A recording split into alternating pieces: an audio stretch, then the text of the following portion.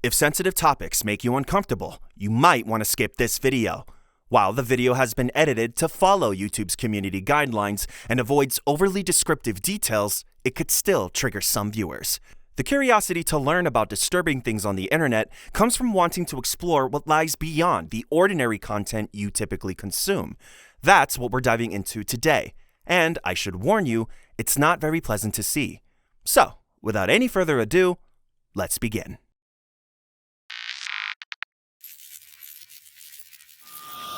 Pedophiles. CP on the internet can be traced back to the 1980s, in the early days of the internet. Embedding CP among legal adult porn sites was very common, as it was done to camouflage the illegal content. But as the internet became more popular and the moderation increased, the spread of CP reduced significantly. CP is still being spread on the internet, but on obscure sites that have servers in countries that don't have strict internet regulations. It is also spread by peer-to-peer networks, which is a direct connection between two computers and is considered a lot safer because there is no need of a server. But to share CP through peer-to-peer, it needs to be obtained from somewhere, right? There are thousands of websites operating on the internet spreading CP. One of the most popular sites, which I am not going to name, had over 70,000 members, out of which 184 were arrested. In 2022, 255,588 URLs were confirmed to contain CSAM imagery. If you think CP is spread only on these obscure forums and websites, you are wrong. Since Instagram and Twitter are the most popular social media platforms, they are used by pedos to find other pedos by posting previews of these videos and sending people to Discord or Telegram, where they are sold CP. These people are making money by literally selling CSA videos. Yeah, I know what you're thinking. These people are genuinely evil. Telegram does the bare minimum to stop these people. When was the last time you heard something good about Telegram? Probably never. CP is an even bigger problem on the dark web. About 80% of dark web traffic is related to accessing CP. The communities on the dark web have hundreds of thousands of members, and a few of these communities have been shut down by law enforcement, but thousands of them are still active. One of the worst cases of people convicted of CP offenses is Robert Evan Bouchless. In 2022, Robert sent sexually explicit photos of himself to whom he believed was a 15-year-old girl, but it was actually a detective. Law enforcement found some of the most graphic and disturbing videos on his computer. He was arrested on over 100 counts of possession of CP. In August 2023, he was sentenced to 112 years in prison. To obtain CP, predators target children on the internet who are already vulnerable, such as those experiencing family problems or lacking strong social connections. By pretending to be empathetic and understanding, predators gain the child's trust and make them feel special, to ultimately convince them to produce sexual content that is sold or sent to other predators. In the case of Amanda Stobbs, who was 13 years old, her family got a computer for her mother's work. One day, Amanda started chatting online with someone she thought was a 14-year-old boy. Over time, the boy was able to get small details from Amanda about her school, sports, and schedule. It turned out the person was actually a 36-year-old adult male predator. He used the information Amanda shared to stalk her for weeks, learning her routine and when her parents and sister would not be home. One day, Amanda was kidnapped and sexually assaulted by the predator. According to her doctor, it was one of the most brutal cases she had ever seen. Watching normal porn leads to desensitization and escalation over time, where people seek out more extreme and deviant content over time to achieve the same level of arousal. Several studies have found that people who are addicted to porn report needing to watch more extreme content that they previously found disgusting, including CP. The FBI monitors peer-to-peer networks, works with internet providers, and executes search warrants to combat CP sharing. The computers and hard drives of these suspects are seized, and even if the CP is long deleted, it can still be retrieved. But even if the FBI cracks down on all the websites and forums spreading CP, predators will find different ways to share it, because there are just so many of them. In short, it is very difficult to get CP completely off the internet. And if you are unfortunate enough to come across any illegal material, your best bet is to report it to the FBI at report.cybertip.org. Hate groups. Hate speech on social media has been linked to a global rise in violence, with many communities on the internet promoting sexism and racism online. Algorithms tend to favor engagement, which means they boost content that sparks strong reactions. Posts that stir up anger or outrage tend to get shared more and seen more by people. Algorithms create an echo chamber by suggesting more of the same kind of content that users interact with. This makes people dig deeper into extreme views, reinforcing their beliefs and cutting them off from different perspectives. In 2014, Elliot Rodger killed 6 people and injured several others before taking his own life. His actions stemmed from misogyny, entitlement, and feelings of rejection, all of which he extensively detailed in a manifesto and videos he shared online before the attack. The internet played a significant role in Rodger's journey. He visited various online forums and communities that amplified his misogynistic beliefs and offered validation for his hate against women. These platforms served as echo chambers, which intensified his extremist views and reinforced his sense of victimization and justification for the killings. One of the websites he visited was 4chan. 4chan is known to host extremely misogynistic content since it has little to no moderation, derogatory language, and objectification of women is very common. On some of the boards on 4chan, you'll often come across posts that simply reduce women to their physical appearance. There are plenty of crude comments about women's bodies, sexualizing and dehumanizing them. For example, you might see phrases like tits or GTFO, which means if a woman doesn't provide something sexual, she's not considered part of the conversation. So, focusing solely on looks and ignoring everything else about women. It's not just 4chan.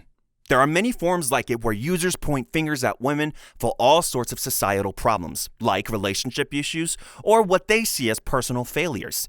They tend to believe women have this power over men, especially in sexual and romantic situations, which leads to a lot of resentment.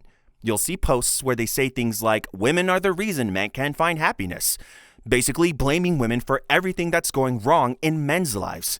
It feeds into this idea that women are to blame for men's struggles, which is pretty toxic. You'll often see a strong belief in the idea that women are inferior. Users argue that women should be submissive and that their main worth is in being able to have children and nothing else.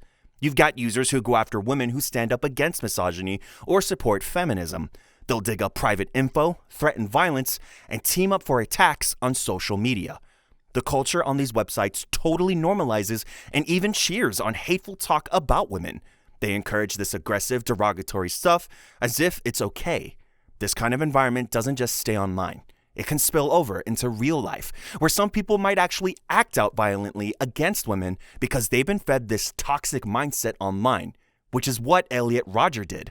On 4chan's poll board, you'll find discussions that heavily promote systemic racism and white supremacy. Users there often blame minorities for various societal issues and push the belief that white people are naturally better than others. It gets pretty extreme, with some posts even justifying violence against minorities. The use of racial slurs on 4chan is very common. You'll see racial slurs thrown around in a lot of posts, mixed in with anti-Semitic remarks and other types of hate speech. It's become somewhat normalized in certain threads and discussions on the site. You'll often find users mocking the customs, traditions, and practices of different cultures. They make fun of things that are important to other people just to put them down and make them seem less important. On these forums, you'll also come across a lot of homophobic slurs being tossed around casually in discussions. You'll see a lot of talk that paints gay people in a negative light, making them out to be deviant or unnatural. Some posts even take it to the next level with conspiracy theories. They claim there's some big agenda to push homosexuality as normal in society, like it's part of some secret plot. They don't even accept that being gay is a part of how some people are. Animal cruelty. Fake animal rescue videos on YouTube are a pretty messed up trend where people stage dangerous situations for animals just to rescue them on camera.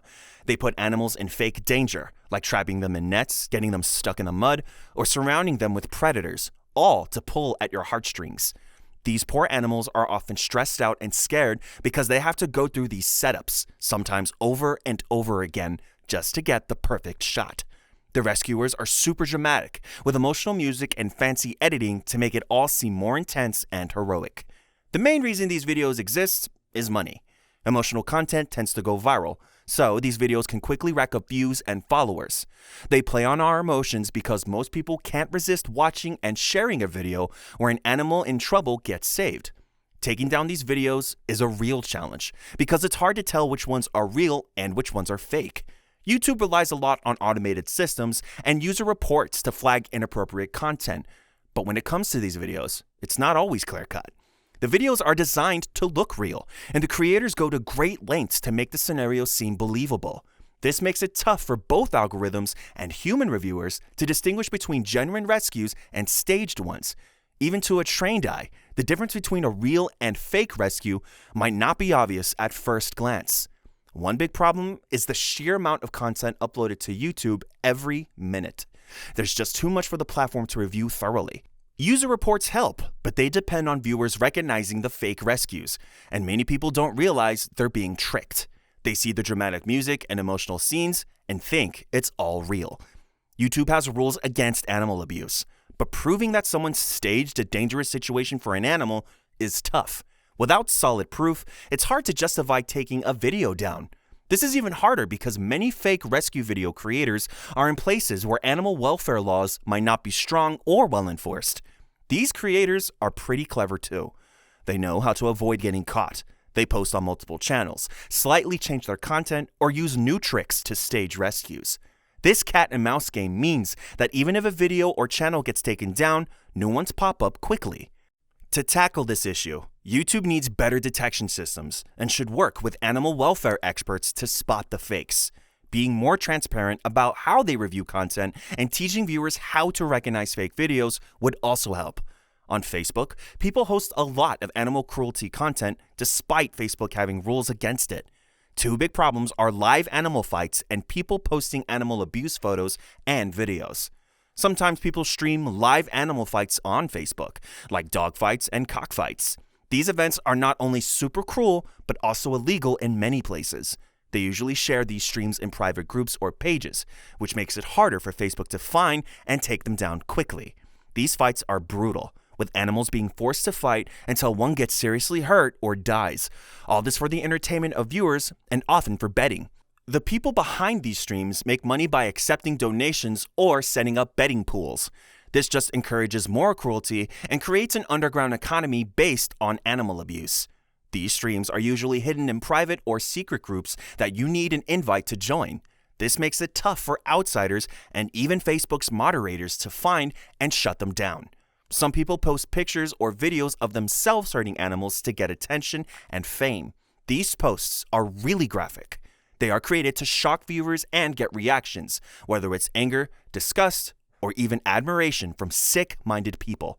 If it is this bad on YouTube and Facebook, just imagine things that go on the dark web.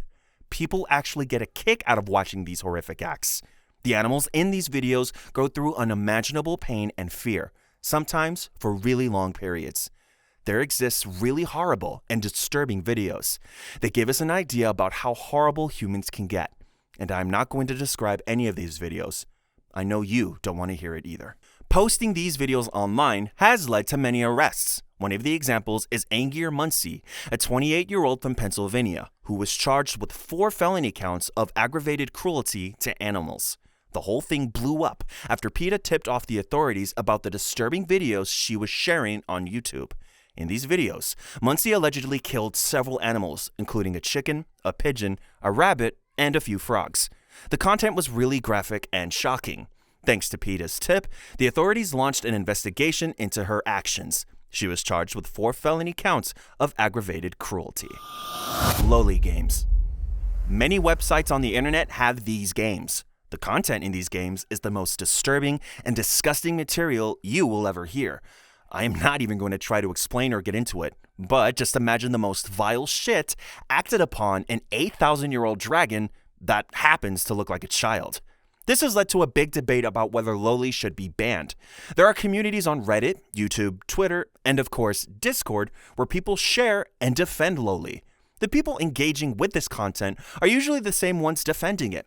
While loli is not illegal everywhere, it's morally wrong because it caters to pedophilic desires and normalizes the sexualization of minors. Saying it's just a drawing doesn't justify or excuse the audience it attracts. Some people argue that watching loli content is just a fantasy and doesn't lead to real-world behavior. They claim that since the characters are not real, consuming this type of media doesn't mean someone endorses or engages in illegal activities involving real minors. Most loli content, like anime, manga, and games, comes from Japan, where it's generally more accepted culturally than in any other places. Legally, Japan doesn't consider manga and anime with underage-looking characters as CP because they are viewed as artistic and fictional. While there are obscenity laws, they mainly target the depiction of genitals. They allow a lot of sexual content as long as those parts are blurred. Japan's take on loli content is pretty interesting and is tied to their culture of artistic expression and storytelling. For some, loli content is just a fantasy or a way to escape, and they don't see it as something that translates to real-life actions. People who support loli content in Japan often talk about freedom of expression. They argue that there's a big difference between fiction and reality, and as long as there's no real harm done, fictional works shouldn't be judged like real-life actions. They argue that it is a form of artistic expression and should be protected under freedom of speech, viewing it as a fictional genre like any other that doesn't necessarily promote real-world behaviors. They stress that there's a clear distinction between fiction and reality, believing that enjoying loli content within a fictional context doesn't equate to harmful real-life actions or intentions. But internationally, there's been more pressure on Japan to rethink its legal stance on this stuff. Child protection groups and advocacy organizations are calling for stricter regulations, pointing out the potential risks. But some people argue that international standards shouldn't dictate how a culture handles its media. Japan has made some changes over the years, like banning certain extreme types of porn, but loli content is still a hot topic and remains controversial. There are lots of websites that cater to this niche. They've got everything from games and anime to manga and merchandise. This easy access has made the genre go global. A lot of loli games are usually visual novels or dating simulations. They focus on building relationships with the characters, and most of them get pretty explicit. Some games show adults trying to groom younger characters who come off as clueless. This is part of a story, which focuses on the manipulation of younger characters, and a ton of people are into these themes, which raises big questions about whether this kind of stuff should be in games. Some loli games show young characters being abused by adults, whether it's physical, emotional, or sexual. This can make abuse seem less serious and lower players' awareness of real-world issues. These games also feature characters being beaten or tortured for shock value. Since it's all animated, they can create all sorts of unsettling fantasies without any constraints. When loli content shows grooming, it can make these real-life dangers seem like no big deal. This might make people with harmful tendencies think that grooming is acceptable or even desirable, which is super dangerous. And let's talk about online communities. Spaces that promote loli content can turn into echo chambers where harmful ideas get reinforced, making it hard to challenge these beliefs. In the US, it is illegal to have or share obscene images of minors in sexual situations, even if they're just animated. Fetish communities. There exist online communities for some of the most disturbing and flat-out illegal fetishes out there. I won't mention or describe any of them, but you probably have an idea of what I'm talking about.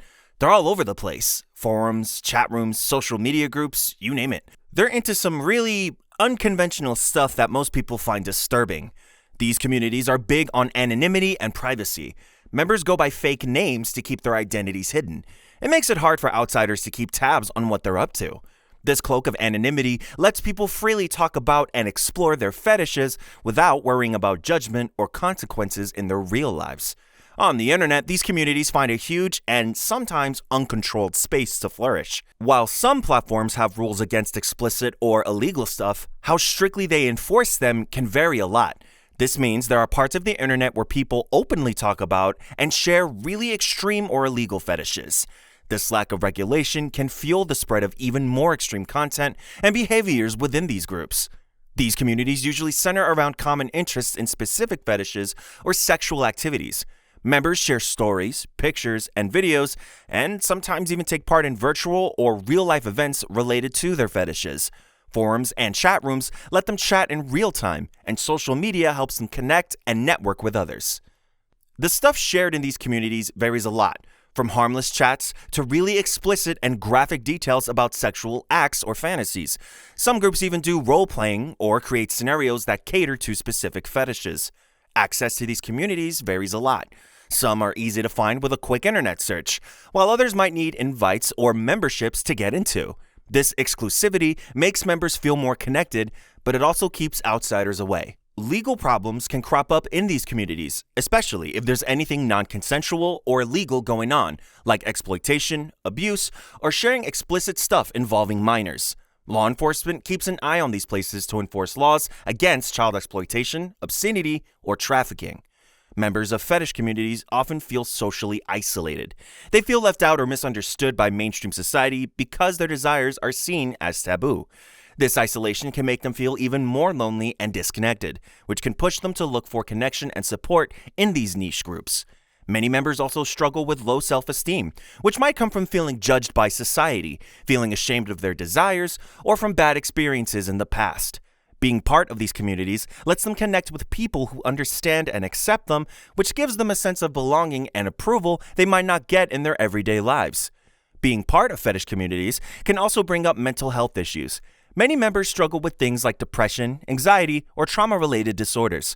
For some, their interests in these communities might help them cope with tough emotions. But it's not always straightforward. Being involved can expose them to explicit content and complicated social dynamics, and sometimes make them feel worse about themselves. Conversations in these groups might not always have clear limits, especially when it comes to sharing explicit stuff or personal details. This lack of boundaries can leave members open to having their privacy invaded or being taken advantage of emotionally. One of the most infamous cases involving extreme fetishes is the Rotenberg cannibal case, also known as the Armin Meiwes case, which happened in Germany back in 2001 and really shook people up because of how shocking and messed up it was. Armin Meiwes, born in 1961, was the guy at the center of it all. He had cannibal fantasies that he'd been into for a long time. He actively looked for someone willing to go along with his crazy plan through online forums. Armin Meiwes got in touch with Bernd Brandes, a computer engineer from Germany who actually responded to Meiwes' ad looking for someone willing to let them kill and eat them. Brandes and Armin Meiwes planned everything out, and it all went down in March 2001 at Meiwes' place in Rotenberg. The crime stayed hidden for several months until Meiwes posted another ad looking for a new volunteer. This caught someone's attention, and they tipped off the authorities in December 2002. Armin Meiwes got arrested, and the cops raided his place. They found a ton of evidence, like a video of what went down and actual human remains. The legal drama that followed made headlines worldwide. At first, in 2004, he was nailed for manslaughter, but in a 2006 retrial, they upped it to murder and threw him in for life. Another similar case is the story of Gilberto Valle, known as the cannibal cop in the US. Back in 2012, Valle, who used to be a cop in New York City, got busted when his wife found some seriously creepy emails and chat messages on his computer. They were about him planning to kidnap, torture, kill, and even eat women. Turns out Valle was very active on online forums where people talked about cannibalism and hurting women. He'd chat with others about these messed up plans, going into disturbing details. In 2013, Valle was convicted of conspiring to kidnap and got a 10-year prison sentence. But then, in 2014, a judge overturned his conviction, saying it was more like he was just playing out fantasies online, and he was not actually going to do it. Human trafficking. Sadly, the internet has become a tool that human traffickers exploit. It gives them the ability to hide their identities and reach out to people all over the world. They use websites, social media, and online marketplaces to find and deceive vulnerable people. Traffickers operate under fake names or use encrypted messages, which makes it really tough for authorities to track them down and stop their operations. Because the internet connects everyone globally, traffickers can lure victims from one country with promises of jobs or relationships, only to exploit them in another. It's heartbreaking how something that connects us all can also be used for such terrible purposes. Traffickers might put up ads that promise great jobs or a better life, but it's all a trap. They use social media and other sites to find and manipulate their victims over time. They also use websites where they advertise victims for sex. Sometimes, even social media platforms accidentally host these ads. They're sneaky about it and make fake promises of jobs or relationships to lure people in. Once they're trapped, victims are forced to do things they don't want to do under threats of violence. Backpage.com was known for hosting ads that helped traffickers exploit people through sex trafficking. It became a target for law enforcement, and it was eventually shut down due to legal issues. Traffickers also use popular social media platforms to target and groom victims. They create fake profiles or hijack existing ones to lure vulnerable people into trafficking schemes, promising money, fame, or romantic relationships. Platforms like Snapchat, where posts and messages disappear quickly, make it easier for traffickers to manipulate victims without leaving a digital trace. The internet's global reach makes it harder to combat trafficking because operations often involve multiple countries. Traffickers, victims, and online platforms operate across different jurisdictions with different legal systems. This complicates coordination between law enforcement agencies and hinders international efforts to investigate, prosecute, and dismantle trafficking networks. Laws that vary between countries, language differences, and differences in how much help law enforcement can give make these challenges even harder. In chat rooms and online games, which are popular hangouts for kids and teens, traffickers lurk looking for victims. They pretend to be friends, slowly building trust with their targets through tricks like sharing personal stories or giving gifts. Sometimes they even pretend to be in a relationship. Once they've gained trust, they use it to pressure victims into things like sex work. Traffickers use gaming communities to trick victims, acting like they're part of the game or in a virtual relationship. They use the anonymity and huge number of users on gaming platforms to stay hidden, which makes it tough for both players and moderators to catch on and report them. Dating apps like Tinder, Grindr, and Bumble have changed the dating scene, but they've also become places where traffickers prey on people seeking relationships. They use flattering words, promise love or money, and slowly cut victims off from their friends and family. This turns into control, where victims do what traffickers say because they're scared or think they owe loyalty. They take advantage of people looking for closeness and relationships and manipulate emotions to take control over victims' lives. Traffickers can also use these apps to set up meetings or transactions, to exploit victims for sex work or labor. Sometimes they do this without the app operators or law enforcement knowing. A Canadian social site, Nexopia, got big in the early 2000s. It turned into a sketchy place where traffickers targeted vulnerable kids.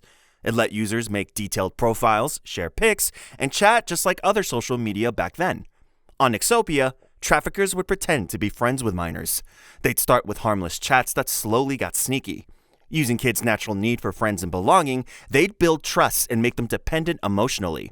This manipulation put victims in situations where they could be forced into trafficking. The site's anonymity made it hard for cops to find and stop traffickers, which left victims stuck in bad situations longer. There have been a lot of documented cases of human trafficking on the dark web. The dark web offers anonymity and encryption that criminals are drawn to. They use it to advertise victims, negotiate deals, and get paid without being easily traced. On the dark web, traffickers can do their shady business away from the public eye.